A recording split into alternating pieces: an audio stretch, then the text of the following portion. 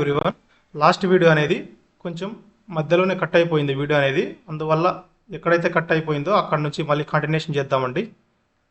ఇంకా లేట్ చేయకుండా స్టార్ట్ చేద్దాం. సో నెక్స్ట్ క్వశ్చన్, స్వదేశీ ఉద్యమ కాలంలో బ్రిటిష్ వారు ఉపయోగించిన అణచివేత చర్యలకు సంబంధించి క్రింది వాటిలో ఏ వాక్యం సరికానిది అడిగారండి. స్వదేశీ ఉద్యమంలో బ్రిటిష్ వారు ఉపయోగించిన అణచివేత చర్యలకు సంబంధించి క్రింది వాటిలో ఏ వాక్యం సరికానిది అంటే ఆప్షన్ సి అండి. Option C. రిమైనింగ్ అన్ని కరెక్టే. సో బహిరంగ ప్రదేశాల్లో వందే మాతరం అని నినాదించడాన్ని ప్రభుత్వము పూర్తిగా నిషేధించింది. ఏప్రిల్ 1906లో బరిసాల్లో జరిగిన బెంగాల్ ప్రావిన్షియల్ కాన్ఫరెన్స్ పై పోలీసులు క్రూరమైన లాఠీ చార్జ్ చేశారు.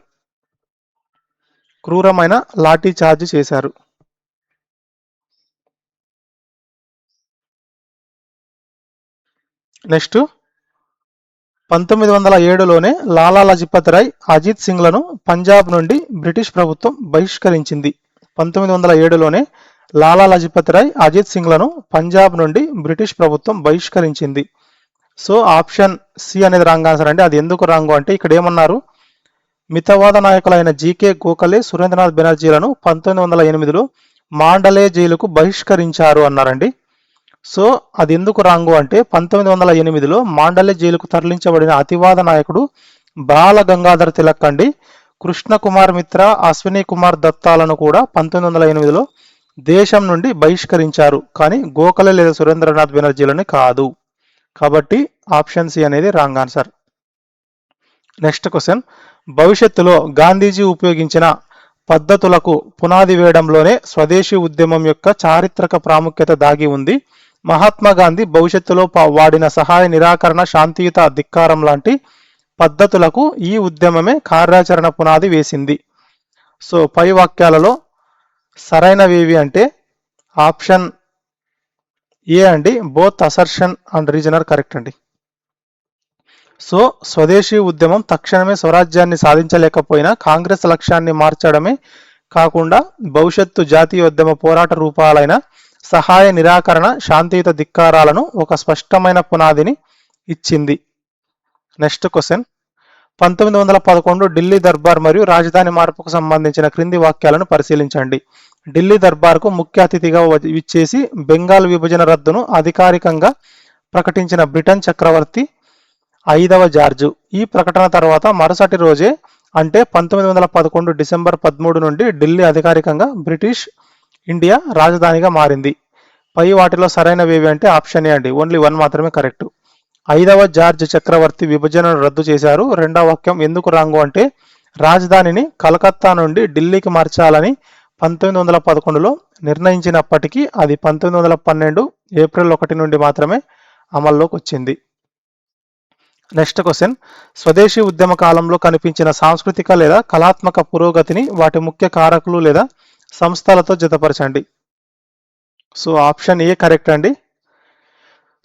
బెంగాల్ స్కూల్ ఆఫ్ పెయింటింగ్ యొక్క ఇన్స్టిట్యూషన్ లేదా ముఖ్య కారకులు ఎవరు అంటే అవనీంద్రనాథ్ ఠాగూర్ అండి.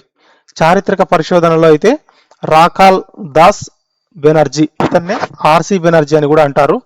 నెక్స్ట్, సైన్స్ రంగంలో విశేష కృషి ఇది జగదీష్ చంద్రబోస్. సో సాంస్కృతిక పునరుజ్జీవనంలో భాగంగా Bengal school of painting Abanindranath Tagore, చారిత్రక పరిశోధనలు రాకాల్ దాస్ బెనర్జీ, సైన్స్ రంగంలో విశేష కృషి జగదీష్ చంద్రబోస్ మరియు Prafulla Chandraray. Next question, lord Curzon కాలంలో విశ్వవిద్యాలయాలను లక్ష్యంగా చేసుకోవడానికి సంబంధించి క్రింది వాటిలో ఏ వాక్యం సరికానిది అంటే ఆప్షన్ సి అండి. రిమైనింగ్ అన్ని కరెక్టే. సో విశ్వవిద్యాలయాలు, ముఖ్యంగా కలకత్తా విశ్వవిద్యాలయం జాతీయవాద ఆలోచనలకు, విప్లవ భావాలకు ప్రధాన కేంద్రాలుగా మారాయి. నెక్స్ట్, విశ్వవిద్యాలయాలపై ప్రభుత్వ నియంత్రణను కఠినతరం చేయడం ఇండియన్ యూనివర్సిటీస్ యాక్ట్ యొక్క ముఖ్య ఉద్దేశం. నెక్స్ట్, ప్రారంభంలో ఈ విశ్వవిద్యాలయాల కమిషన్లో భారతీయులెవరికీ చోటు కల్పించకపోవడం తీవ్ర విమర్శలకు దారితీసింది. సో ఎక్సెప్ట్ సి అన్ని కరెక్ట్ అండి. ఏబిడిఆర్ కరెక్ట్. సో రాలీ కమిషన్ నివేదికను ప్రసిద్ధమైన అసమ్మతి పత్రాన్ని జతచేసి చట్టాన్ని తీవ్రంగా వ్యతిరేకించిన ఏకైక భారతీయ సభ్యుడు గురుదాస్ బెనర్జీ సయ్యద్ హసన్ బిల్రామి కాదు. నెక్స్ట్, బెంగాల్ విభజన అమలుకు సంబంధించిన క్రింది పరిపాలనా సంఘటనలు మరియు పథకాలను కాలానుక్రమ పద్ధతిలో మొదటి నుండి చివరికి అమర్చండి. సో ఆప్షన్ ఏ కరెక్ట్ అండి. 3421. 3421 అంటే హెచ్ రిస్లే మరియు ఆండ్రూ ఫేజర్ల విభజన కుట్ర పథకం రూపకల్పన. తర్వాత కలకత్తా టౌన్ హాల్లో బ్రిటిష్ వస్తు బహిష్కరణ భారీ తీర్మానం. తర్వాత వీధుల్లో రాఖీ బంధన్ మరియు అమర్ సోనార్ బంగ్లా గీతాలతో భారీ నిరసనలు. తర్వాత లార్డ్ కర్జన్ అధికారిక పరిపాలనా కాలం ముగియడం. So option A is the correct answer. ఈ విభజన పథకాన్ని రూపొందించడం ఎవరిది? రిస్లే మరియు ఫ్రేజర్ కుట్ర. కలకత్తా టౌన్ హాల్లో బహిష్కరణ తీర్మానం అనేది 1905 ఆగస్టు 7న జరిగింది. విభజన అమలు రోజున రాఖీ బంధన్ నిరసనలు ఇది 1905 అక్టోబర్ 16న. లార్డ్ కర్జన్ పరిపాలనా ముగింపు అనేది 1905 చివరి భాగం. నెక్స్ట్ క్వశ్చన్, స్వదేశీ ఉద్యమంలోని రాజకీయ మార్పులు మరియు నాయకత్వ ధోరణులకు సంబంధించి క్రింది వాటిలో ఏ వాక్యం సరికానిది అంటే ఆప్షన్ బి అండి. రిమైనింగ్ అన్ని కరెక్టే. సో అతివాదుల బహిష్కరణను కేవలం వస్తువులకే పరిమితం చేయకుండా బడులు, కోర్టులు, ప్రభుత్వ ఉద్యోగాలకు కూడా విస్తరించాలని కోరారు. ఉద్యమ క్షీణత తర్వాత అరవిందో ఘోష్ మరియు బిపిన్ చంద్రపాల్ క్రియాశీల రాజకీయాల నుండి తప్పుకున్నారు. మితవాదులు బ్రిటిష్ వారి న్యాయబుద్ధిపై నమ్మకం ఉంచి ప్రార్థనలు, వినతి పత్రాల పద్ధతులనే ఇష్టపడ్డారు. సో ఏసీడిఆర్ కరెక్ట్ అండి, ఎక్సెప్ట్ బి. బి అనేది ఎందుకు రాంగు అంటే అతివాదుల చొరవ మరియు కృషి వల్లనే ఈ ఉద్యమం బెంగాల్ సరిహద్దులు దాటి దేశవ్యాప్తంగా జాతీయ స్థాయికి విస్తరించింది. కాబట్టి దీన్ని బెంగాల్కే పరిమితం చేశారనడం తప్పు. అతివాదులు ఎవరెవరండి? లాల్ బాల్ పాలు మరియు అరవిందో ఘోష్. నెక్స్ట్ క్వశ్చన్, 1906 అక్టోబర్లో ఆల్ ఇండియా ముస్లిం లీగ్ స్థాపించబడటానికి బ్రిటిష్ వ్యూహం ఎంతగానో తోడ్పడింది. హిందువుల ఆధిపత్యం నుండి ముస్లింలను కాపాడటానికే తూర్పు బెంగాల్ రాష్ట్రాన్ని ఇస్తున్నామని కర్జను ముస్లింలను మభ్యపెట్టి మతపరమైన విభజన కార్డును విజయవంతంగా ప్రయోగించాడు. పై వాక్యాల్లో సరైనవేవి అంటే ఆప్షన్ ఏ అండి. Both assertion and reason are correct. British వారు ప్రయోగించిన మత విభజన కార్డు సఫలం అవ్వడం మరియు ఢాకా నవాబు సలీముల్లాకు బ్రిటిష్ వారు మద్దతు ఇవ్వడం వల్లే 1906లో ముస్లిం లీగ్ ఏర్పాటు సాధ్యపడింది. నెక్స్ట్ క్వశ్చన్, స్వదేశీ ఉద్యమ కాలంలో జాతీయ విద్య కోసం జరిగిన నిర్మాణాత్మక కృషికి సంబంధించిన క్రింది వాక్యాలను పరిశీలించండి. 1906 ఆగస్టు 15న జాతీయ విద్యా మండలి ఏర్పాటైంది. బ్రిటిష్ వారి విద్యార్థి అణచివేత చర్యలకు విరుగుడుగా సతీష్ చంద్ర ముఖర్జీ ఆధ్వర్యంలో డాన్ సొసైటీ ప్రారంభించబడింది. ఆప్షన్ సి కరెక్ట్ అండి. Both 1 and 2 are correct.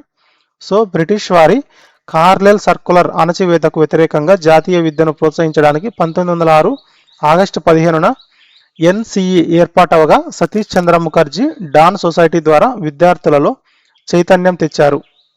Next question, తొలి కార్మిక లేదా సాంఘిక సంస్థలు సాధించిన మైలురాళ్ళు లేదా సహాయక చర్యలను వాటి వివరాలతో జతపరచండి. ఆప్షన్ ఏ అండి. A2, B3, C1. ఆదివారం వారాంతపు సెలవు సాధించడం అనేది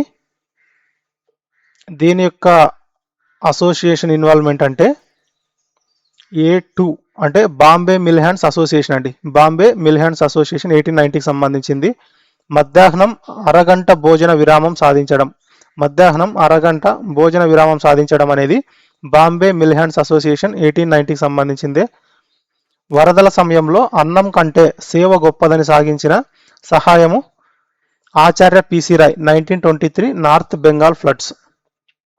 సో నారాయణ్ మేఘాజీ లోఖండే నేతృత్వంలోని Bombay mill hands association factory కార్మికులకు ఆదివారం సెలవును మరియు మధ్యాహ్నం అరగంట భోజన విరామాన్ని ఒత్తిడి తెచ్చి సాధించింది. 1923 ఉత్తర బెంగాల్ వరదల సమయంలో ఆచార్య పిసి రాయ్ విశేష సమాజ సేవ చేశారు.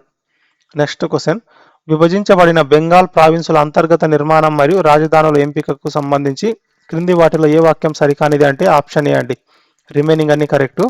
సో మిగిలిన బెంగాల్ ప్రావిన్స్ తన అధికారిక రాజధాని కేంద్రంగా కలకత్తాను కలిగి ఉంది. మిగిలిన బెంగాల్లో 19 మిలియన్ల బెంగాలీ మాట్లాడే ప్రజలతో పాటు 36 మిలియన్ల హిందీ, ఒరియా మాట్లాడే ప్రజలను కలిపారు.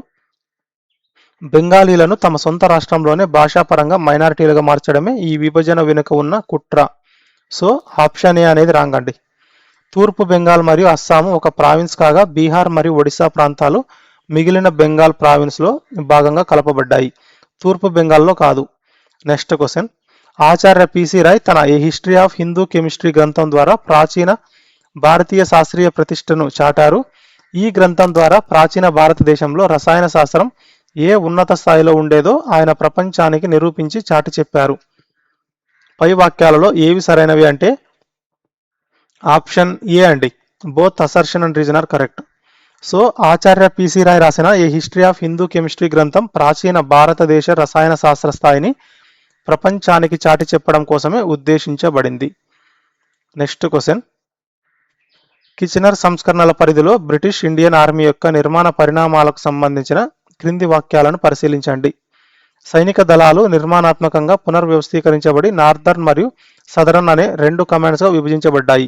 సైనికుల శారీరక దారుఢ్యాన్ని, యుద్ధ నైపుణ్యాలను అంచనా వేయడానికి కిచెనర్ టెస్ట్ అనే ప్రత్యేక కార్యాచరణ పరీక్షను ప్రవేశపెట్టారు. పై వాటిలో సరైనవి ఏవంటే ఆప్షన్ సి అండి. Both 1 and 2 are correct. Lord Curzon కాలంలోని కిచెనర్ సంస్కరణల ప్రకారం సైన్యాన్ని నార్థర్న్, సదరన్ కమాండ్స్గా విభజించారు మరియు సైనికుల శారీరక దారుఢ్యం, యుద్ధ నైపుణ్యాలను అంచనా వేయడానికి కిచెనర్ టెస్ట్ నిర్వహించారు. Next question. స్వదేశీ ఉద్యమ కాలం నాటి క్రింది జాతీయ పత్రికలు లేదా జర్నల్స్ను వాటి ప్రసిద్ధ సంపాదకులు లేదా రచయితలతో జతపరచండి. జాతీయ పత్రికలు, వాటి యొక్క సంపాదకులు, writers. So option A correct అండి. A3, B1, C2. ఈ సంజీవని పత్రిక యొక్క రైటర్ ఎవరండి? కృష్ణ కుమార్ మిత్ర. వందే మాతరం యొక్క వార్తాపత్రిక యొక్క రైటర్ ఎవరు అంటే అరవిందో ఘోష్. న్యూ ఇండియా పత్రిక యొక్క రైటర్ ఎవరు? బిపిన్ చంద్రపాల్. బిపిన్ చంద్రపాల్. సో సంజీవని అయితే కృష్ణ కుమార్ మిత్ర, వందే మాతరం అయితే అరవిందో ఘోష్, న్యూ ఇండియా అయితే బిపిన్ చంద్రపాల్. Next question. 1903 నాటి టిబెట్ యంగ్ హస్బెండ్ కమిషన్కు సంబంధించి క్రింది వాటిలో ఏ వాక్యం సరికానిది అంటే ఆప్షన్ బి అండి. రిమైనింగ్ అన్ని correct. Lord Curzon colonel Francis young husband నాయకత్వంలో ఒక దౌత్య బృందాన్ని టిబెట్కు పంపాడు. నెక్స్ట్. టిబెట్ పై ఆధిపత్యం చెలాయించడం, అక్కడ రష్యా ప్రభావాన్ని అడ్డుకోవడమే దీని ముఖ్య ఉద్దేశం. ఇది కర్జన్ విదేశీ విధానంలో భాగంగా 1903 సంవత్సరంలో నిర్వహించబడిన దౌత్య మరియు సైనిక యాత్ర. సో ఏసిడి అనేవి కరెక్ట్ అండి. ఏసిడి అనేవి correct. So Younghusband mission కేవలం శాంతియుత దౌత్య బృందం మాత్రమే కాదు, దీనిని సైనిక రక్షణతో టిబెట్కు పంపారు. సో ఆప్షన్ బి అనేది రాంగ్ అండి. Next question.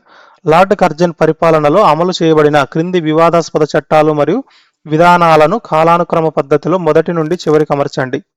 Option A correct అండి. 1, 2, 3, 4.